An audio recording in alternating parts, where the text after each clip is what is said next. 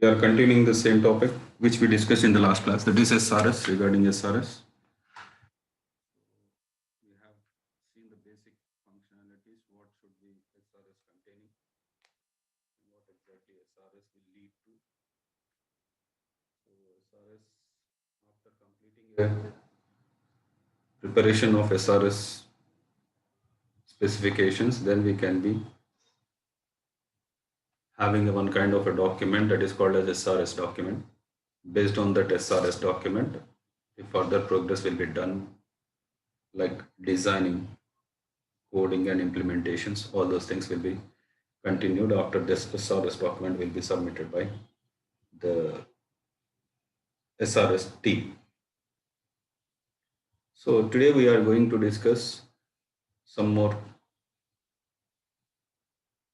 features of SRS, and we can also say that SRS should contain some characteristics. Based on those characteristics, it should be prepared. So let us see some of the characteristics which should be part of SRS. Then it makes a good SRS.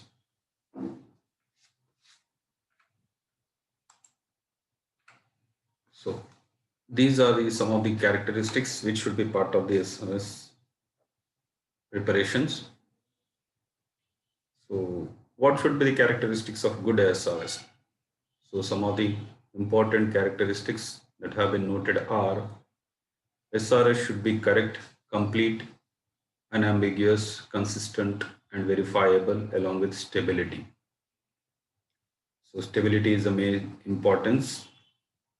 So let us see one by one what is correct, what is complete, the characteristics of SRS. So let us come to the first characteristics, that is correct. An SRS can be correct, or if we can say that SRS is correct only if the requirements included in the SRS represent some desired features or some features which should be there in the final system.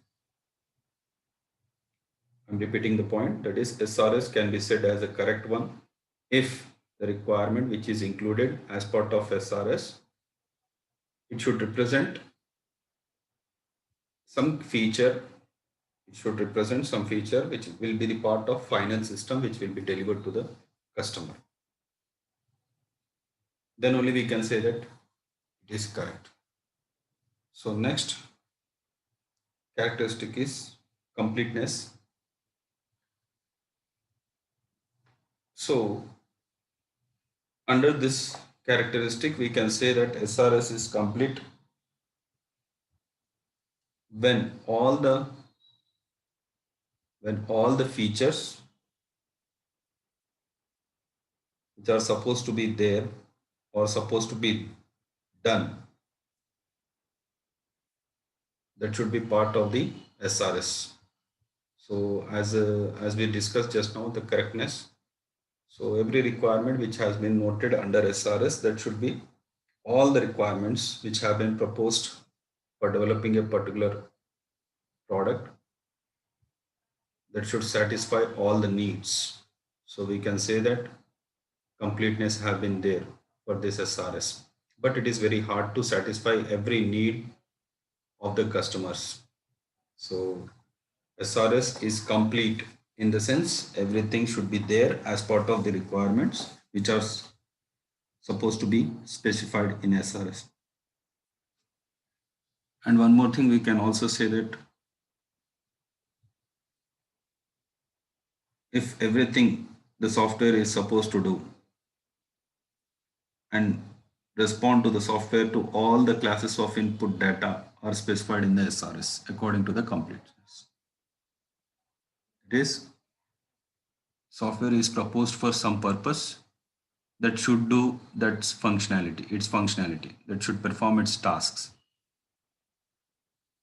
And one more thing in completeness, the second point is mentioned as it is hardest to satisfy, because yes, it is hardest to satisfy because all the requirements are there, all the features are there, all the characteristics which have been specified must satisfy every need also. And one more point here, completeness and correctness are strongly related. Completeness and correctness. These two characteristics are strongly related because completeness, whereas completeness is to check whether everything is included as per requirements. Okay, completeness is nothing but it is to check whether everything is included as per the requirements. And correctness deals with to check whatever included is correct or not. So correctness is checking individual units. So correctness is simple as it just need the verification of data that is specified, whereas completeness, everything has to be checked. So correctness, according to the correctness characteristics, we need to check individual requirements, whether it is correct or not. But whereas completeness is nothing but we need to check all the requirements have been gathered into that or not, are there in the SRS or not, are specified or not. We need to check such kind of things. So these are the two things, two characteristics which are closely related. Next comes the unambiguous. Unambiguous is nothing but free from errors or free from confusion. So that is what we can say unambiguous. Ambiguity is nothing but there is some kind of a confusion.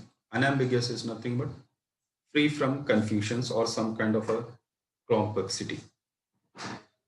So under unambiguous, every requirement should have exactly one meaning. Okay, every requirement should have only one interpretation. That is, if you are, let us say that if you are defining one requirement in too many ways, two different ways, then what happens? The SRS man will be in a confusion that what should be taken into considerations. If I give two answers for one question, so which one will be considered? So there should not be such kind of a things. If you are proposing a requirement as part of SRS, it should be very clear that it gives only one meaning to it. There are no other meanings for it. So if you are not taking care of such kind of a thing while preparing SRS, then the errors will be creeping into the development process. So, and one more thing here, how you are going to represent, how you are going to tell the user in which language. So the interpretation is more important here. How you are interpreting a particular requirement, how the user is going to understand. So that is also should be clear. It is also should be clear. That is, there should not be any ambiguous in that one. So it should be very clear in proposing the requirements or specifying the requirements as part of SRS. Next comes verifiability. So verifiability of an SRS, if and only if every stated requirement is verifiable. It means that, so verifiability is nothing but let us say that cost effectiveness of checking the software satisfies the requirement. It also says that, uh, let us say that one requirement is there which is more important for us and it should be performed its task within the budget. So it can change the behavior of the product also. So it should perform its task within the budget and it makes the changes to the total product which is going to be developed. So such kind of requirements will be verified first. So such kind of requirements will be satisfied and met. So next comes consistent. Consistency, it is nothing but there should not be any contradictory decision making. Contradictory decision making is nothing but let us say that there are two events are there. So R and S are the two events. So S event should be followed by R. Sorry, let us say that R event is followed by S. That is what actual thing. And some other representation is also that is S is followed by R. So there should not be a contradiction in decision making while the requirements have been gathered. So which should be followed first and which would be followed later, it should be clear. That is what makes the SRS to be consistent one. And one more thing, the last one, that is stability.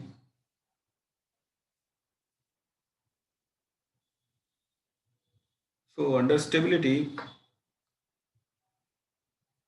you can say stability is one kind of a characteristics where you should be gathering the requirements or specifying the requirements which are important that come first, which are not so important, they will be gathered, they will be specified later. So you have to maintain equality or stability regarding such kind of requirements in specifying in SRS. Let us say that you have to stabilize that one. Let us say that some of the requirements may have higher priority, some of the requirements will have small, lower priority. So you need to adjust, you need to specify in such a way that there should not be much difference between them. It should stabilize the development process also. So next topic which I are going to discuss is components of an SRS, which is also an important topic, compulsory question topic. So when we are discussing components of SRS, it is totally considering the completeness characteristics. It is justified. Now we can say that completeness characteristics will be justified based on the components of an SRS. So we can say completeness means we can say there are certain requirements which are specified for specific purpose, and some of the requirements are specified for a particular purpose. All them together will make it as a complete one. So now we can study such kind of a thing that an SRS should be a completed one by following some of the components which are part of preparing the SRS document. So some of them are functionality, performance, design constraints, external interfaces. So let us come to one by one. So functional requirements, which is the heart of the SRS document, and it forms the bulk of the specifications and also specifies the functionality that the system should support, and also it gives the outputs based on the given inputs and the relationship between them. The functional requirements specify what all the operations a system should perform based on the given inputs and outputs.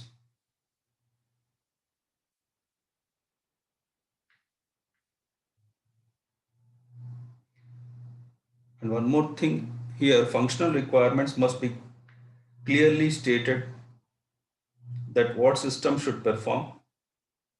Let us say that if you are not specifying such kind of a requirement in a clear way, then the inputs and outputs behaves in a different way as part of development. So this is what functional requirements. I repeat once again, that is functional requirements are nothing but it should specify all the functionalities of the system and what the system should do according to the given inputs and what should it give us as a prescribed output. So these are all things will be gathered and specified under functional requirements of an SRS. Next, here, next component is performance requirements. So how we can calculate a performance? A performance will be calculated based on the response time, or we can say how fast it will be performing the tasks, and how efficiently it is using, how much memory it is going to use, less memory or more memory it is going to use. Lot of things will be involved in performance issues. So all the performance constraints on the software systems. So performance requirements are part of SRS, which specifies the performance constraints on the software systems. So all the requirements relating to the performance characteristics of the system must be clearly specified, must be clearly specified, and they should be, there are two types of performance characteristics are there. They are static and dynamic. So what are static and what are dynamic? So statics are nothing but requirements, static requirements under performance components. Static requirements are those that do not impose constraint on execution characteristics of the system. This may include the number of terminals to be supported, the number of simultaneous users to be supported, the number of files that the system has to process. So these are all the several things which are static. It means that it has to support all the issues regarding the capacity requirements. We can say it as a capacity requirements. So if you are developing a particular software, so how much it is going to be used by several users. Let us say that number of users are using certain software. How many users it can be accommodating, how much space it is needed. So all these things will be grouped under static performance requirements, and they are also called as capacity requirements. Next, we come to the dynamic performance requirements. Under dynamic response or dynamic performance requirements, they grouped some of the things like response time and throughput. So response times is nothing but is expected the time for the completion of an operation under different situations. So it is a calculation of time. So if you are performing some task regarding the software, so in how much time it is going to be responded with, that should be gathered as part of the dynamic performance requirements. That should be specified. And throughput, and it is expected number of operations that can be performed in a unit time. Throughput is nothing, as I said, number of lines which have been executed in a particular time that will be calculated as part of dynamic performance requirements. So I'm repeating this point once again, that is performance requirements. Under performance requirements, we will be specifying a lot of constraints on the software system. They are divided into two sections. First one is static, second one is dynamic.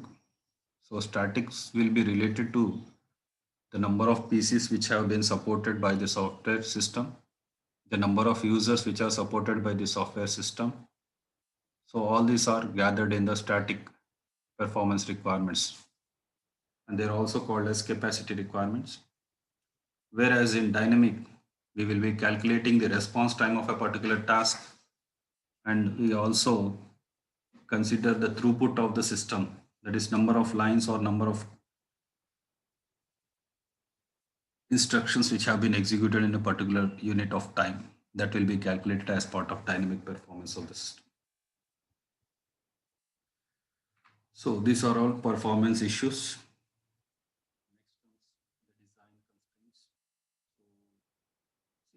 A particular software has been built, let us say that. So particular software will be behaving according to the user's system. When we deliver a particular product to the user or the customer, then what happens here is our software which has been developed by us, that should be behaving according to the design specifications of a particular customer system. So what are the constraints which have to be considered as part of the design issues our system is going to perform?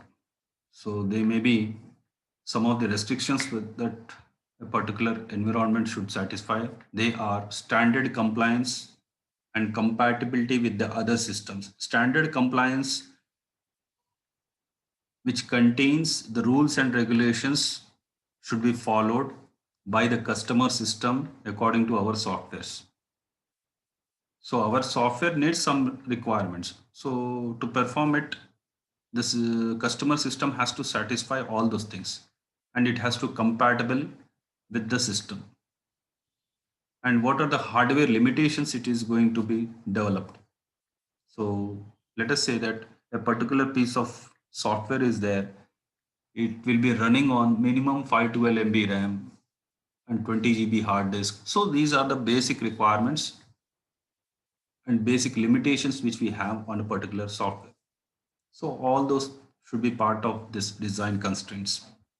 And one more thing, reliable fault tolerance and backup requirement is also possible as part of the design constraints.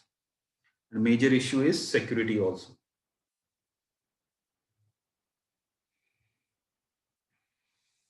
So these are some of the design constraints components of SRS. Next comes external interfaces. So in this component, as part of external interfaces, all the interactions of the software with the people, hardware, and other software should be clearly specified.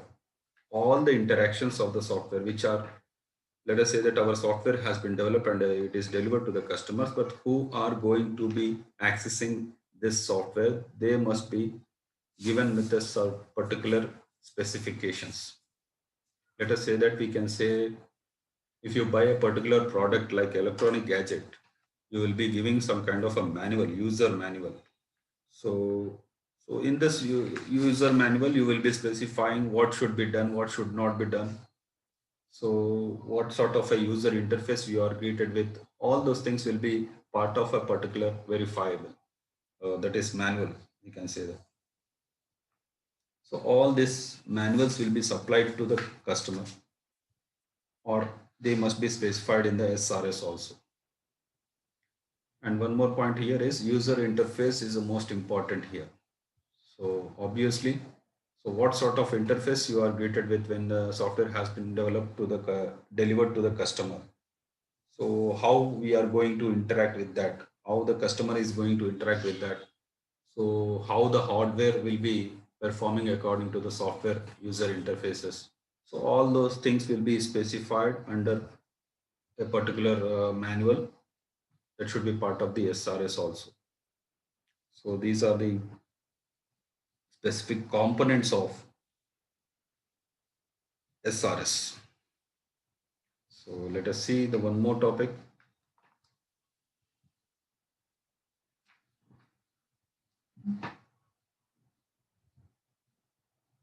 The structure of an SRS. So this is what we are intended for. So SRS is one sort of a document where it gives a brief description of what a particular software contains and how it is going to perform, what are the aspects which are to be accepted by a particular system. So all the requirements, all the issues regarding the development or what sort of analysis has been made, all will be grouped under one document. So it contains, first you can observe from here, that is, it is looking like an introduction, that is the front page of a textbook.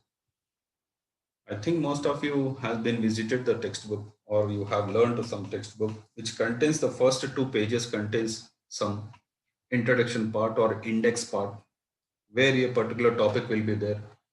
So or particular to discuss or to read particular topic, you will be going to particular page. So all these things, you will be having a document which contains all the description details, and they will be formed as one kind of an index page for us. So structure of an SRS first contains introduction. So it will be discussing about the purpose or the basic objective of the system. Then it will be discussing about the scope, what the system will do and what system we should not do, on the overview on it. So overall description about the product perspective, how the product is going to, how the product has been built. Next, product functions, how the product is going to function. Then how the user is going to use that product, and what are the assumptions which have been made according to the product, and what are the rules which have to be followed based on the product design. So specific requirements like components. So just now we have discussed the components, all the external interfaces, like who are the users of it. Next, functional requirements are nothing but how the system is performing according to the requirements or not, and performance requirements based on the throughput, response times, and the static and dynamic performance issues. And the last one is design constraints. So it has to maintain so many things. So the structure of an SRS will be standardized by IEEE. So once the SRS has been standardized by the IEEE, then you can give the SRS document to a particular team called as a design team. Based on that, the design will start of a particular software. So these are the things which have been discussed today, all the topics. So whenever you are writing a question regarding characteristics of SRS, you just put up all the side headings like correct, complete, unambiguous, consistent, variables, and stability, all these issues, and write 4 lines about each and every point. And an important aspect, that is components of SRS, will be divided into several sections, that is functionality, performance, design constraints, external interfaces. So you have to write at least 5 to 6 lines about them. So next, structure of an SRS. So you can draw the in textbook you have a diagram regarding the structure of an SRS. After that, you draw them, and you write all the contents which are possible in this SRS document. So this is all regarding SRS. So I think some queries, I think some of them requested regarding what should be the syllabus for the internal exams, and what sort of questions will be there, how much time will be allotted for that exam. So let me discuss some points regarding the internal exam. See, who is this? Pawan Kumar, mute yourself.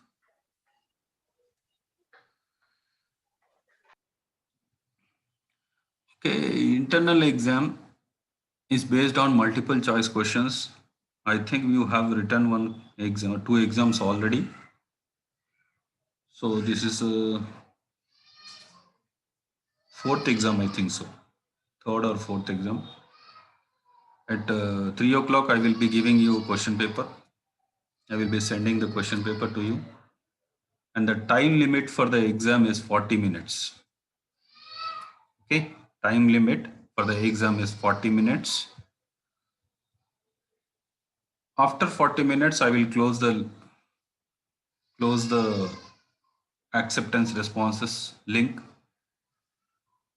So you must be very fast, or what we can say, you just, one thing is for sure, that you have to read the questions very much carefully, because it is not of too complex, but you have to read the questions properly, and put the appropriate answer for it.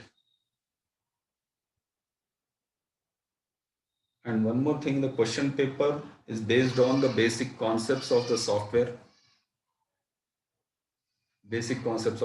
how software, what is the software, how software engineering will be done, what are the engineering, what is software engineering, some kind of aspects will be the basic concepts are there. And after that, the second part also contains, that is only one part is there. It comprises of 15 questions. So this question paper deals with a lot of issues like process models, which we have discussed in the previous classes. So all the process models have been included in the question paper. And if you want any explanation, you can go through the videos which I have sent to you as a link. Okay. And make sure that you write roll numbers fully. That is, don't write roll number 1 or 2, 3, 4, 5, 6. You write completely. The roll number should be completely written. Don't write 1, 2, 3, 4, 5, 6 like that. And write your names, mail IDs. And one more thing, the results of this exam will be announced after 4 p.m. because the exam is 3 to 4. So I will be giving the result after 4 p.m. to your mail IDs. Okay, to your mail IDs, I will send the results. You can check the results after the receiving all those in your mail IDs. I think everyone is clear with this.